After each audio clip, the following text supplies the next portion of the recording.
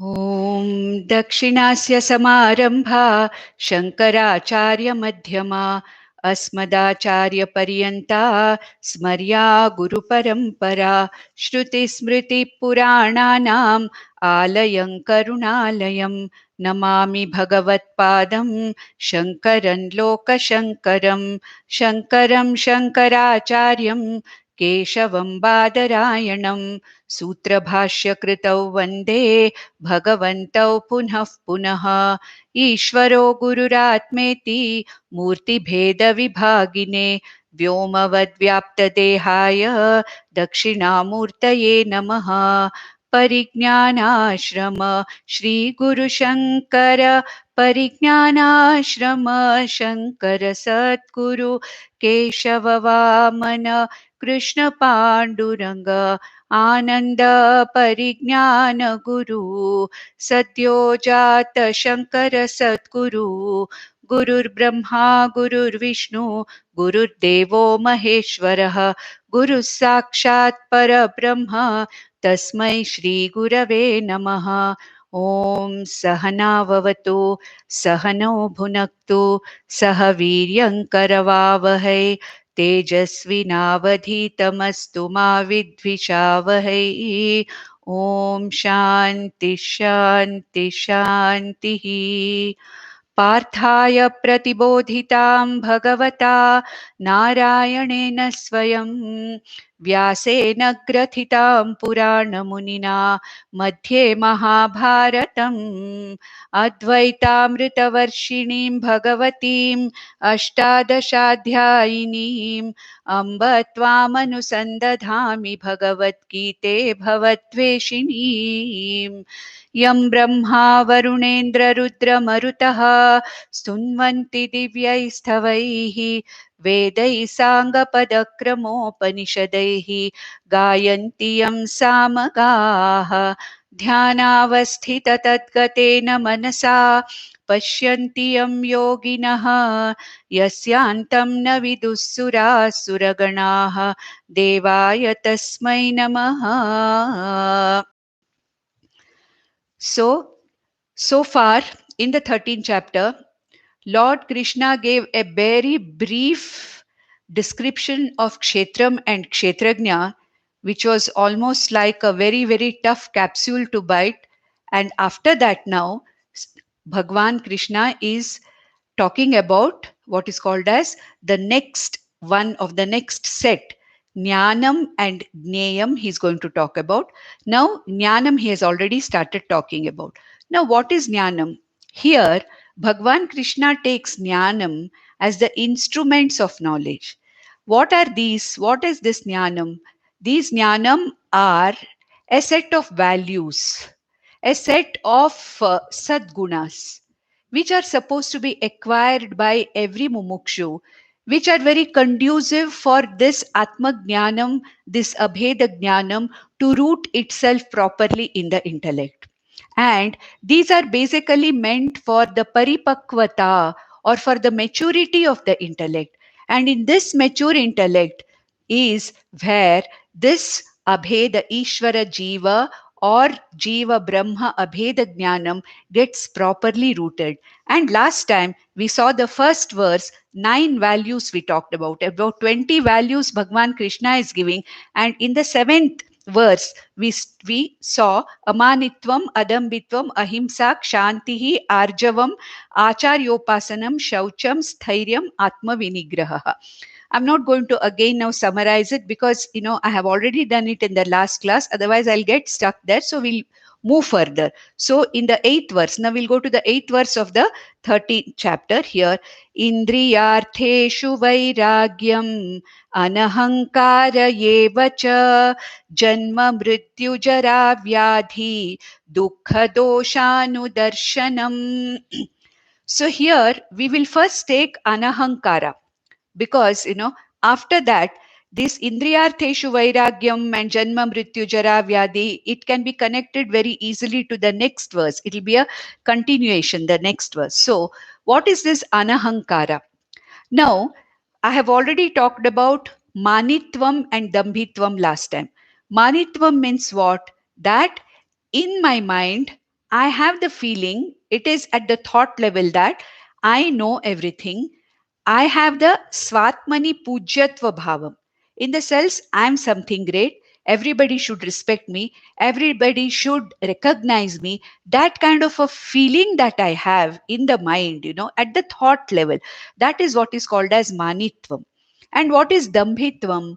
Dambhitvam is showing it off physically by conceitedness, by ostentatiousness, by pretense. When I try to show off by my body language, where I make myself very very important person and try to attract the attention of people by my physical behavior, that is called as dambhitvam. So amanitvam, not having that pujyatva bhavana in for myself, or showing off whatever it is, whatever my talents are, whatever are the good things that have been given by Ishvara to me. I don't show them off, physically. That was called as adambitvam. Now, here, anahankara. What is the meaning of anahankara?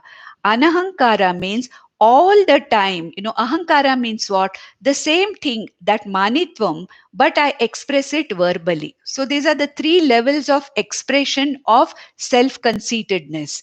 At the thought level, a self conceitedness is called as manitvam. At the body level, where I show off physically, is called as dambitvam. And ahankara is such that I express that self conceitedness verbally. Every time, wherever there is an opportunity, I try to butt in and say, I know this, I have done this, it was done by me.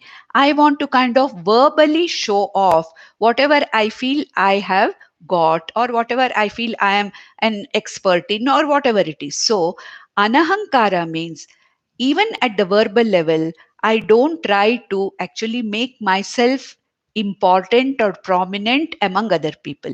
So, at the level of the thought itself, if there is amanitvam, then there is no question of this being expressed at the verbal level, also at the level of the body. So, if there is amanitvam, anahankara and adhambitvam automatically follow. So they're all related. You'll find that most of these values, if one value is taken up, others, two or three of them, come along with that, although as if they are accessories or they are components or they are companions of one particular value.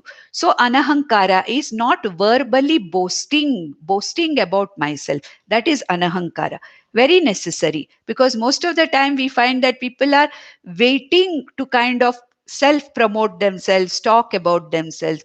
That is something which only increases my self conceitedness, which is not conducive for me to really understand this subtle knowledge. Then he says, Indriyartheshu Vairagyam. So I've taken the second line first. Now I'm taking Indriyartheshu Vairagyam.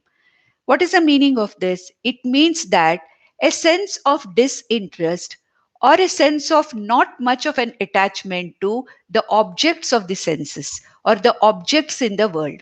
Objects include people also, objects include circumstances, situation also. So a kind of non, a kind of a healthy disinterest, or not very great attachment to objects of the world. We can say that disattachment, or unentanglement. But then, being in this jagat, it is absolutely having no value for any, it is not possible.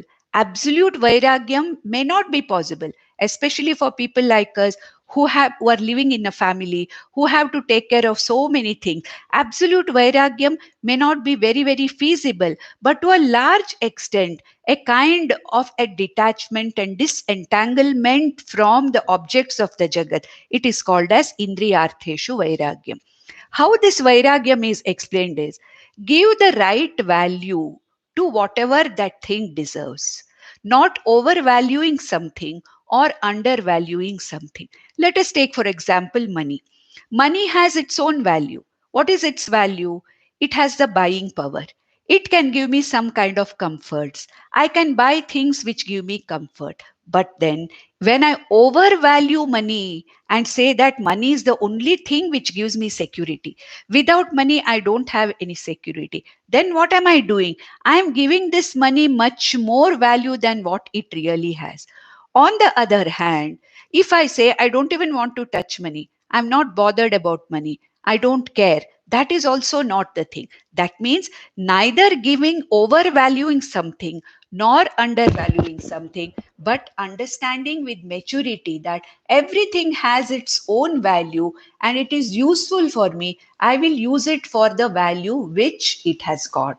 That is one definition of vairagya. Another thing of vairagyam is I am willing to lose anything that is losable anytime. Now, if you look at this, everything in the world is losable, isn't it? It is there for some time with me. It may not be there after some time with me.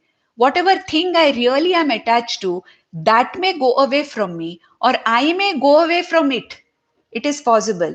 Therefore, the willingness that, yes, right now, these objects are there. Ishvara has blessed me with all these objects, with all these people, with all these situations.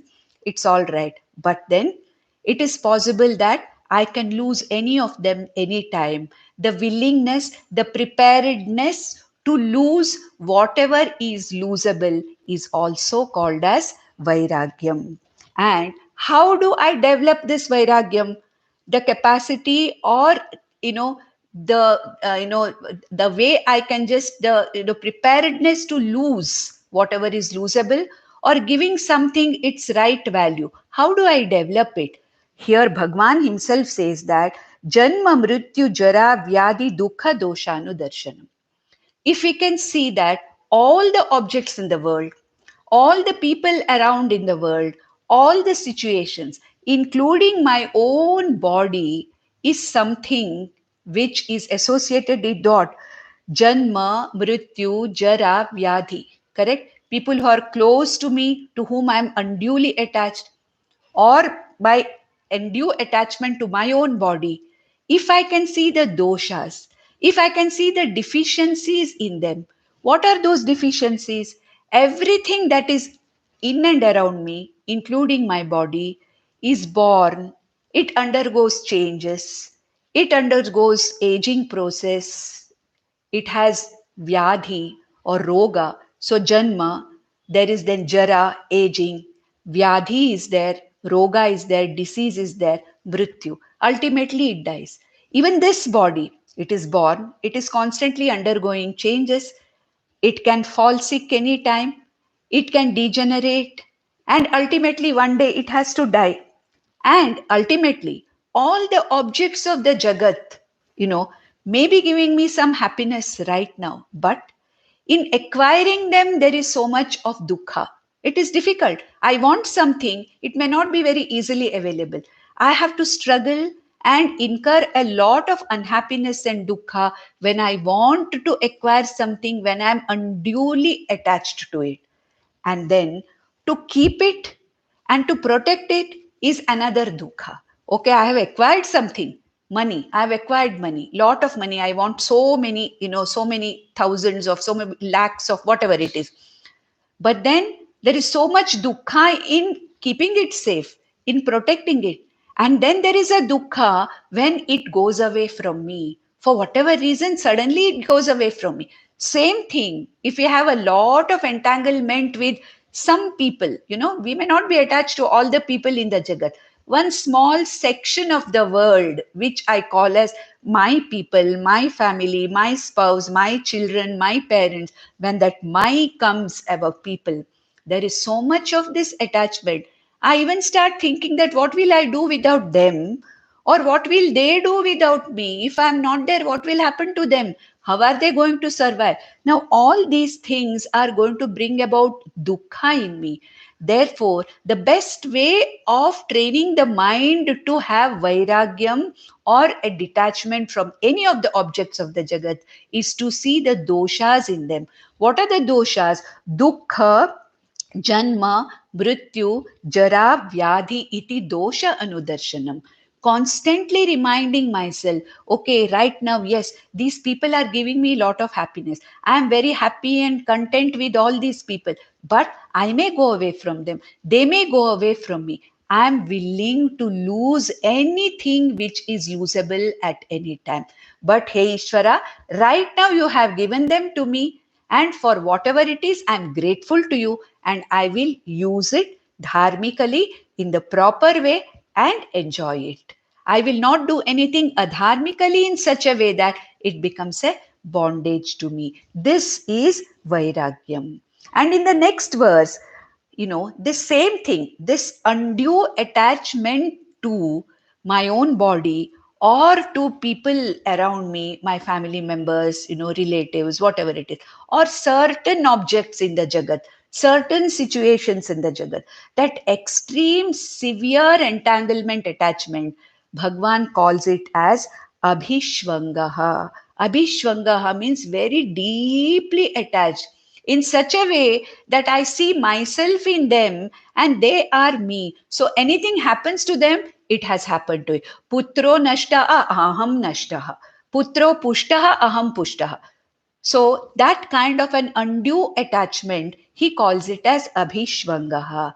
And that also is a great bondage for a spiritual, for a sadhaka, for a mumukshu. So in the ninth verse, Bhagwan says, asaktiranabhishvangaha putradara grihadishu nityam cha samachittatvam ishtanishtopapatishu.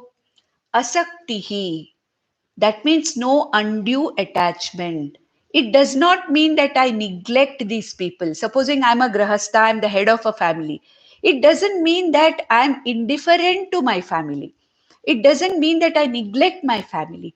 But all the time, I take up, I fulfill all my responsibilities. All the time, keeping in mind these janma, mrityu, jara, dukkha, dosha, anudarshanam in all these people, and try to all the time see whether I'm unduly having any undue attachment entanglement, which is called as abhishvangaha.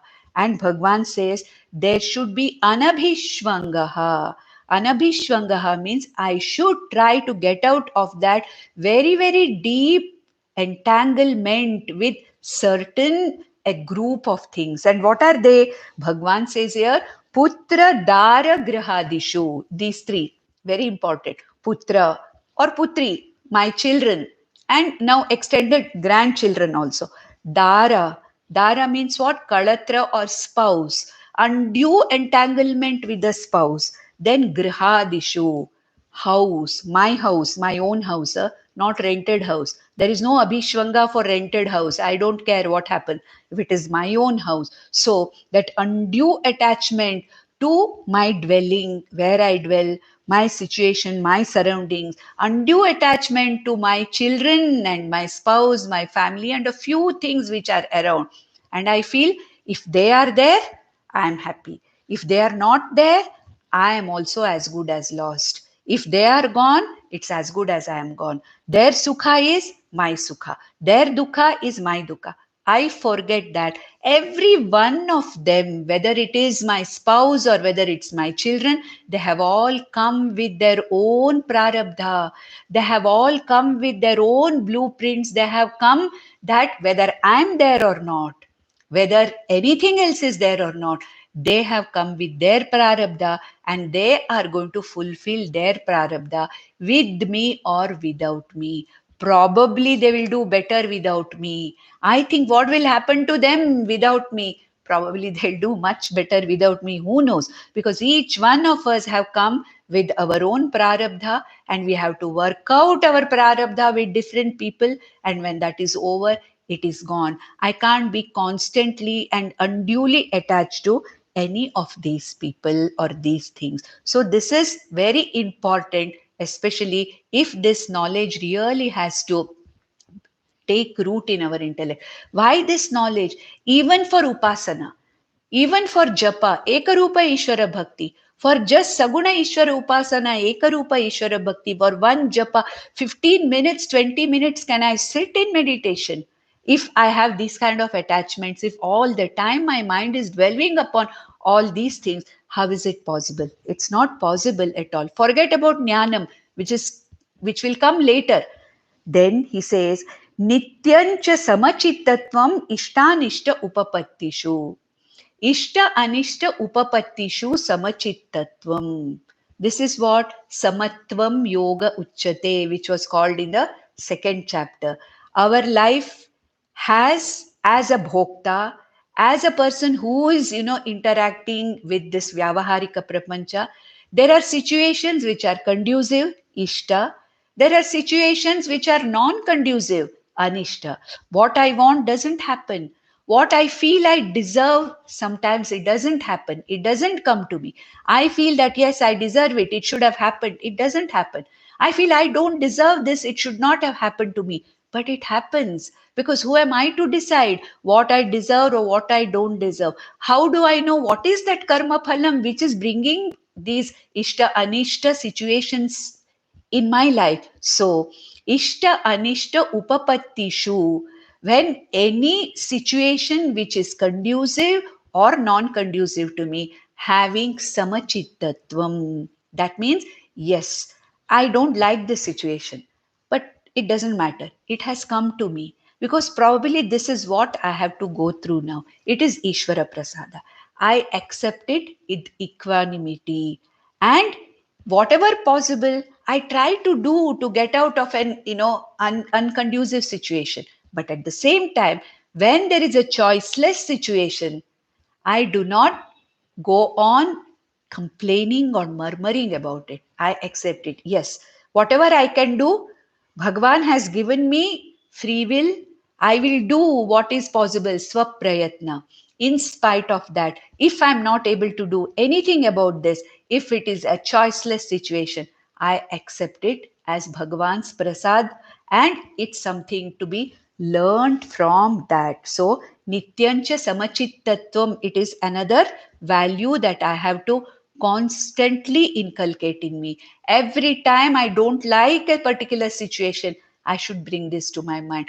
Whenever when I have a situation which is of Ishta Upapatti, whatever I want, I should be all the time very careful that yes, right now it is there. Thank you, Ishvara, but I don't know when it is going to change. I should be willing for that also. Then in the next verse, the 10th verse, he talks about again Ananya Bhakti, which we have already seen in the 9th chapter, in the 11th chapter, in the 12th chapter. So, what he says here is, Mai chananya yogena bhaktiravyabicharini vivikta desha sevitvam aratirjana samsadi. So, we'll first take up this vivikta desha sevitvam arati jana samsadi, because that the first two lines can be connected to the 11th verse or the next verse. So, we'll take up this vivikta desha sevitvam. Once in a way, let us try to be by ourselves silently, quietly, without having anybody else's company. Let us see whether we are able to be with ourselves at least for some time, okay, without the other people. This constant craving for company, this constant craving that somebody should be there, this constant pressure to talk, this constant pressure to keep on seeing something. Is it possible for me to shut off all my sense organs and just be by myself for some time? Maybe just go for a walk, enjoy the nature around me, go and sit in a park, just enjoy the children playing, seeing things around. Is it possible? Not speaking anything, not really thinking of anything, just enjoying and just appreciating what is there around me, silently, quietly, alone. Vivikta desha sevitvam means what? Can I just retire myself to a quiet place for some time, at least for a few minutes in a day? Arati jana samsadi. Jana samsadi ratihi means what? All the time wanting to be in the company of people. Loneliness. If you're a few minutes also, for a few hours also, I can't be alone by myself. That also again comes in the way of my sadhana. Therefore, arati means what? a little bit of withdrawal from Jana Samsadi, from that constant hankering for company of other people, and the capacity to be by myself without any other external influences or inputs. Can I be without putting those earplugs in my ears and walk for half an hour? Once in a way, at least, without having anything in my mind, just walk around without anything else. Now, this is what Bhagwan says is a preparation for what? If I have to sit for hours and study Vedanta, Shravanam, Vedanta, Shravanam, Mananam, I need to train my mind to be by itself alone without the company of people all the time. And this also helps in what? Next we'll go in the same verse. Maicha ananya yogena bhakti avyabhicharini. So once this comes, all these qualities or all these values which have been talked about from the 7th verse, I have to now look at what is Bhagwan trying to help me with. Bhagwan has already taken me through the Karma Yoga, 2 stages of Karma Yoga, 2 steps of Upasana Yoga in the form of Ekarupa Ishvara Upasana, Vishvarupa Ishvara Upasana. And now I am here at the Akshara Upasana stage, Jnana Yoga. And there also, I need to be constantly connected. Ananya Bhakti, constant commitment and constant connection with Ishvara as a Jignasu Bhakta. What kind of a bhakti? Avyabhicharini bhakti, unswerving devotion, unswerving connection with Ishvara, not as an Artha Bhakta, not as an Artharthi Bhakta, but as a Jignasu Bhakta.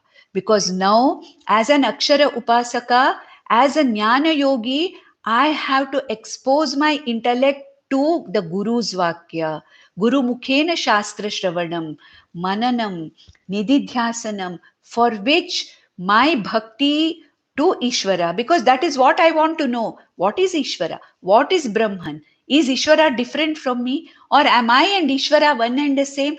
This is the knowledge I want to know. And for that, I cannot be disconnected with Ishvara. Ananya Bhakti, Avyabhicharini Bhakti, unswerving connection, commitment to know the very tattvam of Ishvara as what?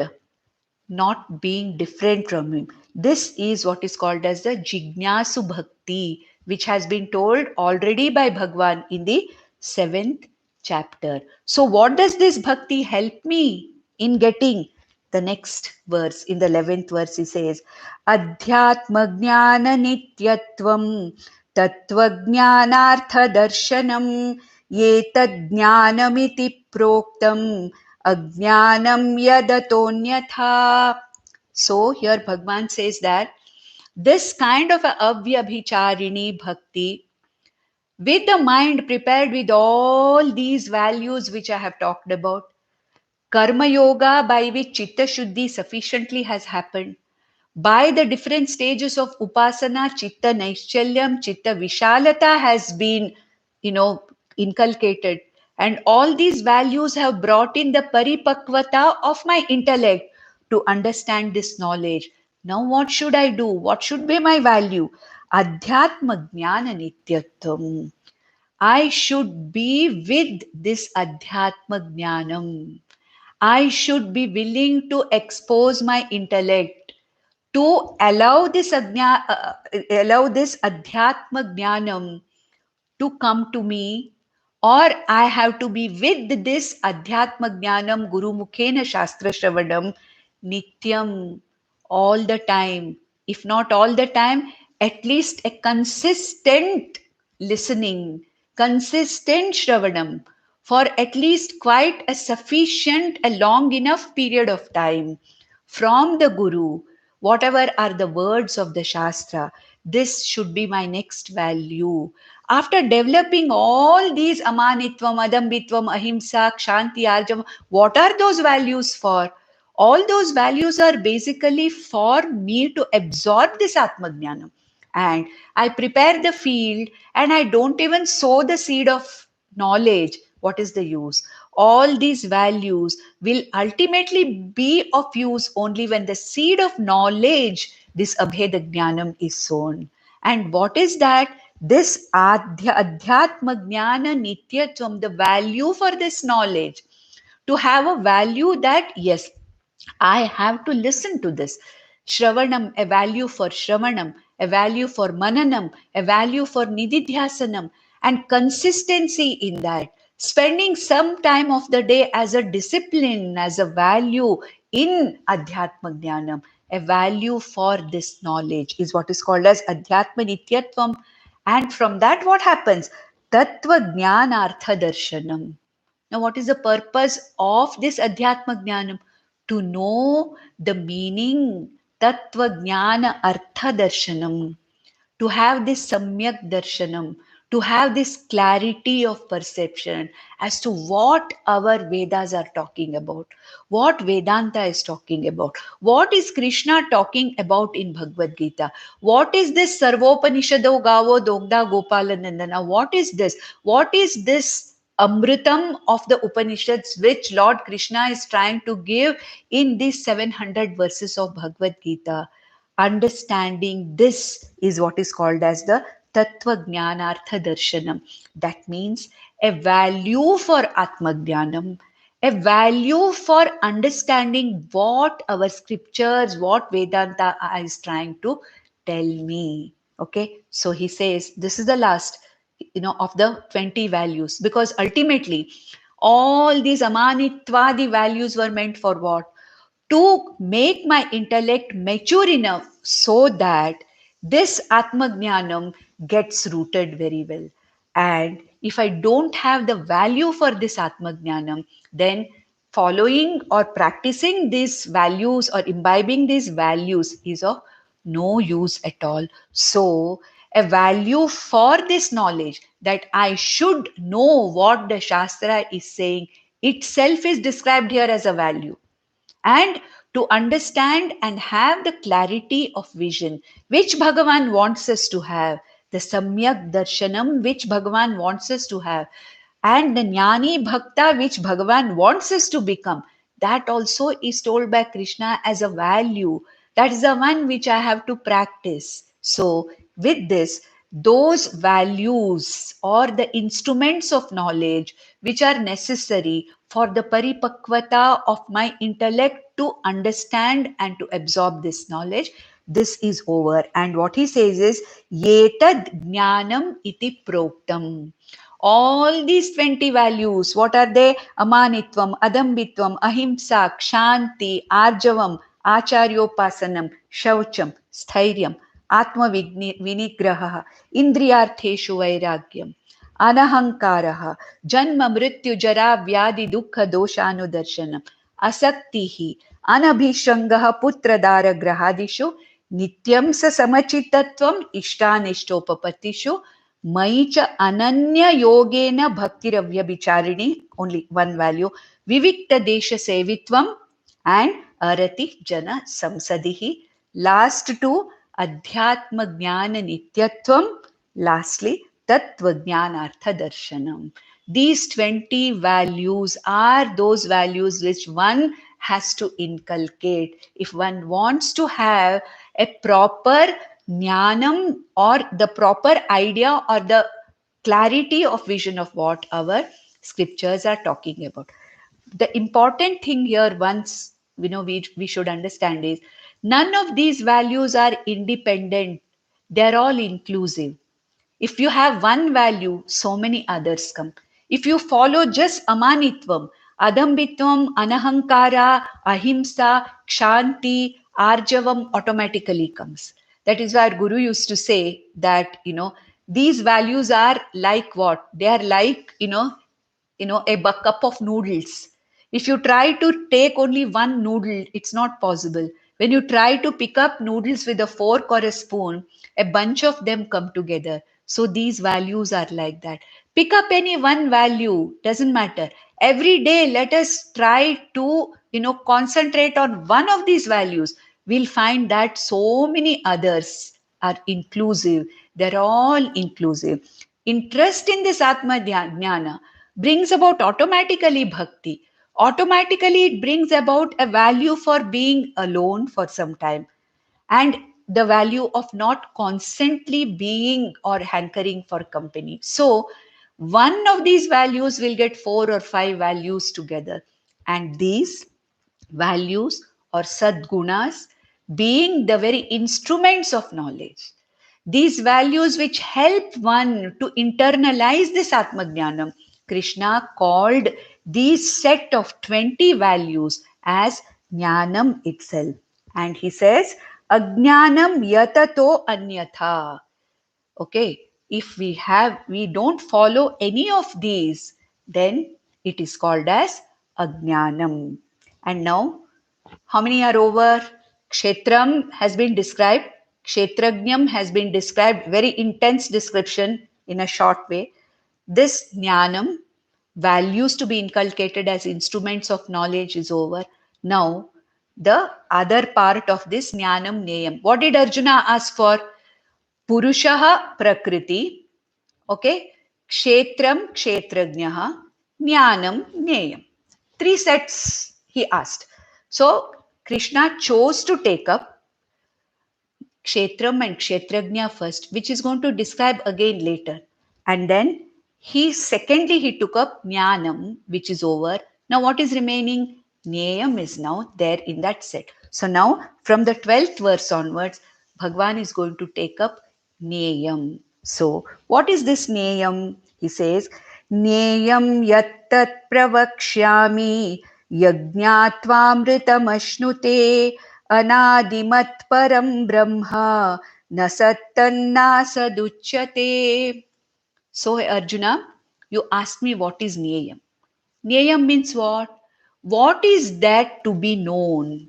What is the only thing worth knowing in this world? What is that thing which has to be known by every human being so that one gets out free from confusion, fear, and sorrow? What is that Neyam? What is that Vastu? What is it that is to be known? Neyam means what? That which is to be known. The only thing which is worth knowing. What is that? Neyam yattat pravakshami. What is that Neyam? Now I am going to describe it clearly. Pravakshami, prakarshena vakshami. In detail, I am going to talk about what? What this Neyam is.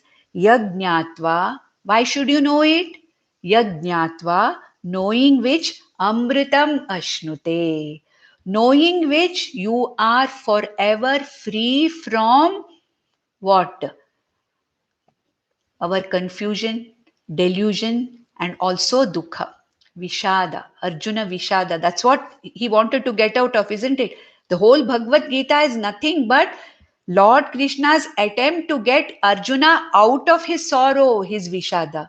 So, what is it that makes me free forever, permanently from sorrow and confusion?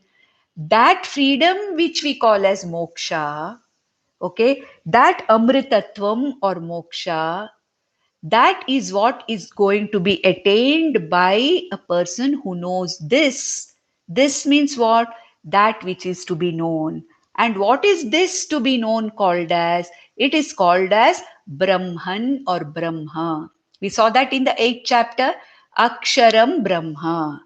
That Aksharam, imperishable Brahman, is the only thing that is to be known, that is worth knowing, which has to be known by all individuals.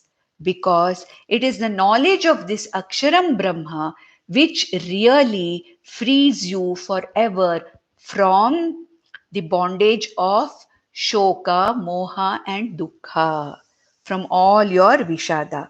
And what is this Brahman? What is this Brahma? Brahma, Brahman, Atma, okay, Sat, Chit, Anandam, Satyam, Jnanam, Anantam. All these are the names used for this Neya Vastu Brahman. So here from now onwards, Lord Krishna is going to use many of these terms, which are the Paryaya Padas for Brahma or Brahman. So he says, this Brahman, which is to be known for you to get ultimately free for the so called moksha. Moksha is not something, getting something, going somewhere. It's not a state. Moksha is the freedom from shoka, moha, and this confusion and also sorrow. So what he says, what is this Brahma that you have to know? It is Anadimat Param. It is Anadi. Already we have seen that. The description of Paraprakriti in 7th chapter we have already seen. In the description of Paraprakriti in the 9th chapter we have already seen. In Brahma as Aksharam Brahma, what is that Aksharam Brahma? In the 8th chapter we have already seen the description of this. Now that Brahman is going to be described by Krishna in the next 4 or 5 verses. And the first description, what Lord Krishna says is, it is Anadimat Param. It is Anadi. It is beginningless. It is causeless. It is neither born nor does it die. Na jayate mriyate va kadachit. We saw that in the second chapter, isn't it? Achaloyam sthanuhu. What does it mean? That which has always been there. It is not something which comes, exists for some time and goes like this body. It is something which is all the time. Trikale api tishtati. It is present in all 3 periods of time. It does not undergo any changes. It is the ultimate reality, Param, Anadimat Param, Anadi, which is beginningless, which is endless, which is all the time there, Param, which is the only reality, the highest reality, the Paramarthika Satyam. And what is this? Na Sat, Na Asat. That means not what? It is something different from whatever is the experience Jagat, manifest Jagat, and the unmanifest Jagat also. That which is different from the Jagat and also from Prakriti, which he is going to describe in detail as Uttama Purusha in the 15th chapter. Na Sat, Na Asad iti uchate. That means this Brahman, which is neither the manifest universe nor the unmanifest potential universe, this Brahman, which is neither the cause nor the effect, Karya Karana Vilakshanam Yat. Okay? In Viveka Chudamani, we saw that, isn't it? Karya Karya Vilakshanam Tat Brahmat Asmi iti Bhavayatmani. Okay, that what was talked about in Viveka Chudamani. That which is other than Karanam and Karyam. That which is the very adhishtanam of the entire manifest and unmanifest universe. That which is other than the whole manifest universe and also Maya. That which is other than Apara Prakriti. What is this? This is Para Prakriti called as Brahman. And how does Bhagwan explain this Brahman as? He explains this Brahma or Brahman as Sat Swarupam. What is the meaning of Sat Swarupam? That which gives existence to everything in the world. That because of which everything in the universe is existing. We saw that in the second chapter, isn't it? Nasato vidyate bhavaha, na bhavo vidyate sataha. We saw that, isn't it? That which is all the time present, that which is anadi, that which is anantam, that because of which the whole manifest and unmanifest universe appears, exists, and disappears or resolves, that satyam, that absolute truth, that satta, that existence is what Bhagwan is going to talk about as Brahman. In the Upanishads, therefore, it is called as Satyam, Jnanam, Anantam. What is the meaning of Satyam? That which gives, that which lends existence to everything. Now, how do we say this? What is this existence? Now I say the tree is, the book is, the laptop is, I am, you are, he is, she was, he was. All this is, was, am, are. What is it? What does it indicate? It indicates existence, that I exist. When you say the tree is, the existence of the tree is understood. When you say the tree is not, the absence of the tree is understood. Therefore, anything in the world, when you describe, you always use this word is in every language. Correct? Asti, asti, asmi, asi, iti in Sanskrit. Correct? Hai in Hindi. Correct? Huh? Ide in Kannada. We say that. Is. The isness of everything in this Jagat belongs to this Brahman. It is the very Satta or the Sat Swarupa, the very lender of Sat or existence. All the things in the Jagat reflect this Sat also. Remember, in the third verse here, I talked about, Chetana, Sanghata Chetana Dhriti, where I talked about Chidabhasa. I talked about the reflection of consciousness. But all the things in the Jagat reflect the existence of the Brahman in the form of isness. And that is what is going to be described in the next 3 or 4 verses. So we'll take up the 12th verse now. What does he say?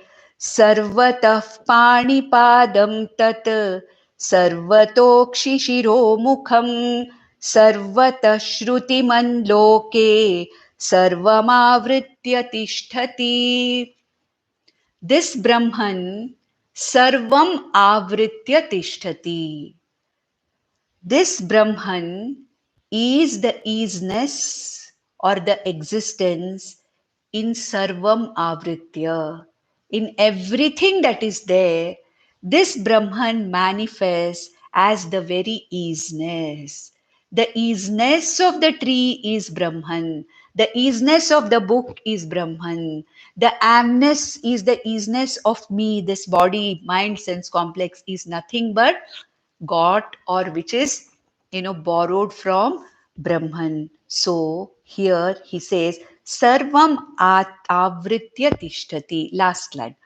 Sat rupena brahma sarvam, entire universe, avritya, covering it up, or as the adhishtanam, supports the whole universe.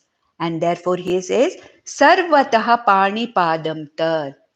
It is as though it is present in all the hands and legs, as though all the hands and sarvataha padipadam, as if it has got hands and legs all over, like what we saw in the 11th chapter, Vishwarupa Darshana. What is the meaning of this? The isness of all the parts of every living being is nothing but borrowed from this Brahman. Sarvataha panipadam tat. That Brahman is the existence in all the living beings with regard to all the avayavas, all the parts of the jiva, the physical, the body, panipada. Sarvato akshihi shiraha mukham. Sarvato kshishiro mukham means what? Sarvataha akshihi. All the eyes existent, the existence in all the eyes belonging to all the living beings. Then all the heads, Shiraha, Mukham. It's as though this Brahman has got hands, legs, eyes, face, and head all over. It doesn't mean that Brahman has these parts. It means that every part of every avayava of every living being is getting its existence from Brahman. Then Sarvataha Shrutiman Loke. Sarvataha Shrutiman Loke. Okay. All the ears belong to Brahman, means the existence of all the ears. Because now in the next verse is going to talk about what the indriyas are doing. That is why all the indriyas belonging to the bodies of all the jivas are existing because of this Sat Brahma. Sat or Satyam or Satta or existence is one of the Swarupas of this Brahman. It is said that Taittiriya Upanishad, Satyam Jnanam Anantam iti Brahmanaha Swarupa Lakshanani. Swarupa Lakshana, Swarupa, it is the very nature, Satyam or Sat. Therefore, everything, all the living beings, all the bodies of the living beings, with all their avayavas, parts, non-living beings also, those who are insentient also, ultimately are existing because they borrow this existence from Brahman. And then in the next verse, in the 14th verse, Bhagwan says, Sarvendriya guna bhasam, Sarvendriya vivarjitam, Asaktam sarva bhrichaiva, Nirgunam guna bhoktricha. So, in all the experiences of the Indriyas, what is there is only this Brahman Sat.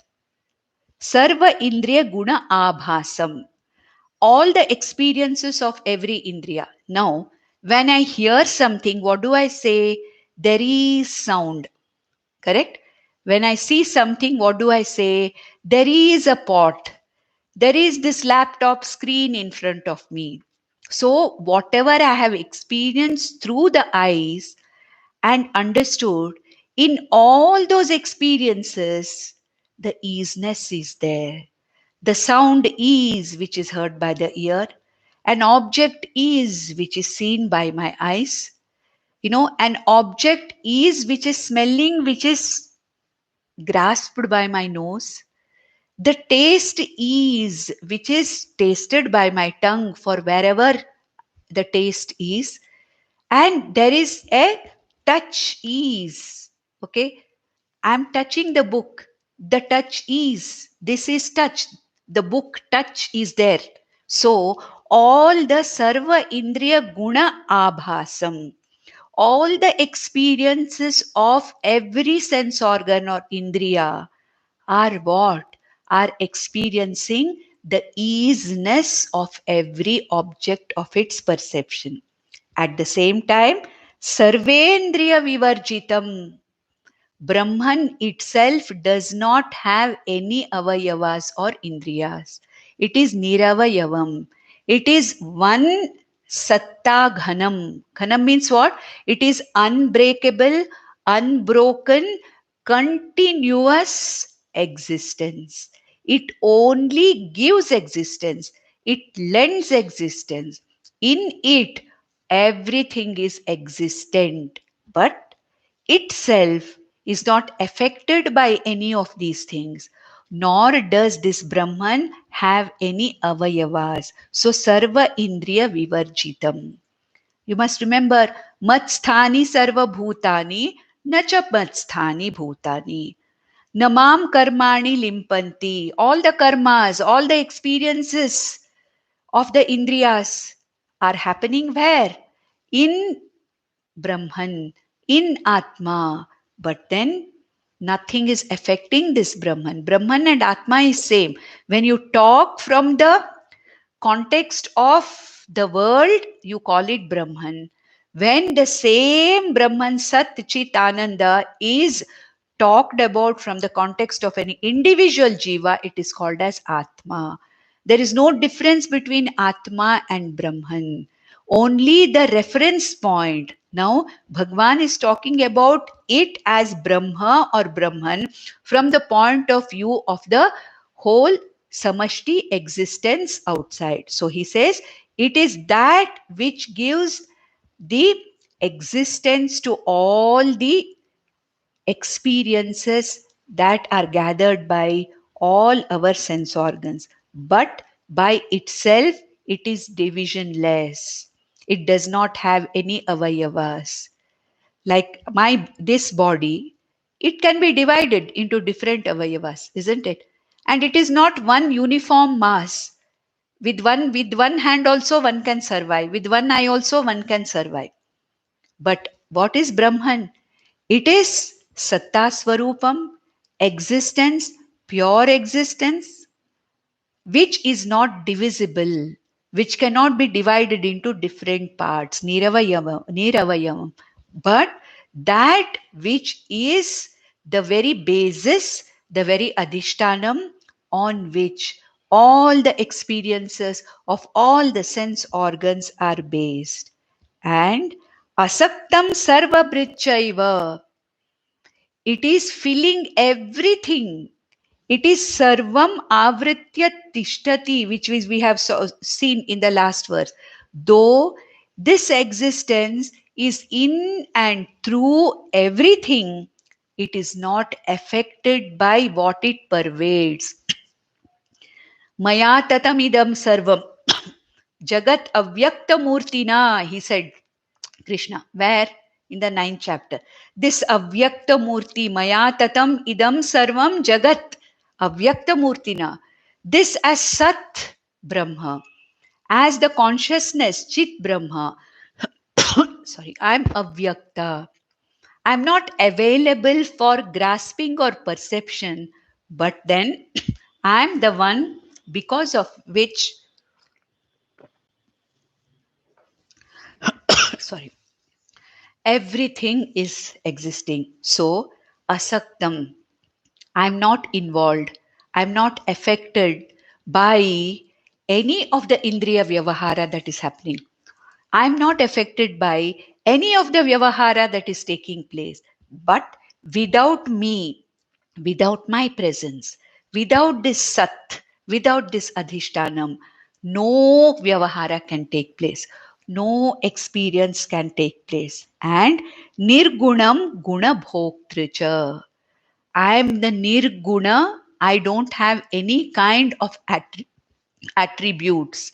I am nirguna sat chit ananda atma. There are no attributes. You cannot recognize me with any kind of a visheshana or attribute. Like this is a blue satta, this is green satta, this is big satta. Brahman itself means that which is big, that which is infinite. And what is this Brahman? Infinite existence, infinite consciousness. That is what is called as Satyam, Jnanam, Anantam Brahma.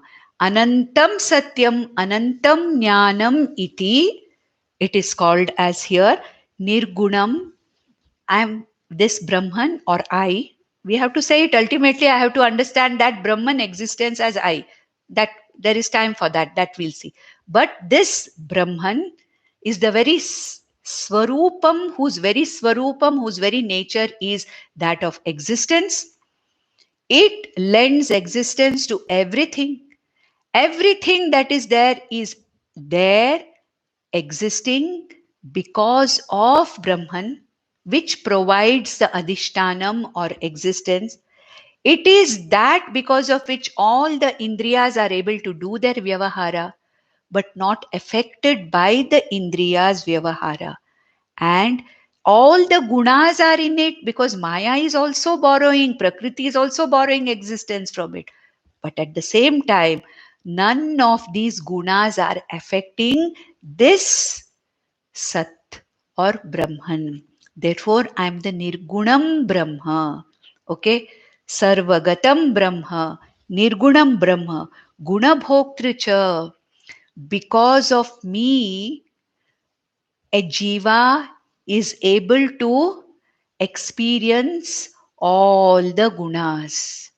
That when I say this is a blue flower, this is a red flower, okay, this is a biscuit colored sari. When I experience any, guna or any attribute of anything, what is there behind that experience?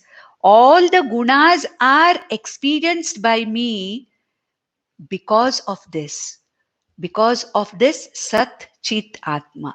Right now, Bhagwan is explaining only the Sat Brahman. He will come to the Chit or Jnanam Brahma later.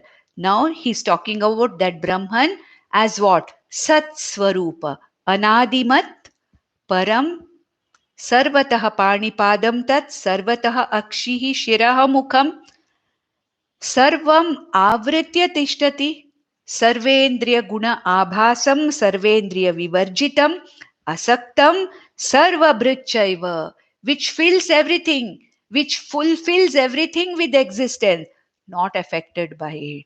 Supports all the gunas, not affected by any of the gunas. Supports all the indriyas actions, not affected by all the indriyas actions. Supports all the vyavahara in the jagat, but not affected by any of the vyavahara. Arjuna, this is what is called as Neyam, which now I am explaining to you as Satyam or Sat Swarupa Atma, which has been explained in many verses in the previous chapters. And this is what? Sat Asad, which is other than the manifest universe, unmanifest universe. I am the very satta or the very, very existence behind everything. For the next three verses also, Bhagwan is going to give the description of this Sat Swarupam as the Brahma Lakshanam. After that, he will go to consciousness or Chit Swarupam Brahma. ॐ नन्दन्तु साधका सर्वे विनश्यन्तु विदूषकाः अवस्था शाम्भवी मेस्तु प्रसन्नोऽस्तु गुरुः सदा सर्वे भवन्तु सुखिनः सर्वे सन्तु निरामयाः सर्वे भद्राणि पश्यन्तु मा कश्चित् दुःखमाप्नुयात् ॐ शान्ति शान्ति शान्तिः ॐ नमो भगवते वासुदेवाय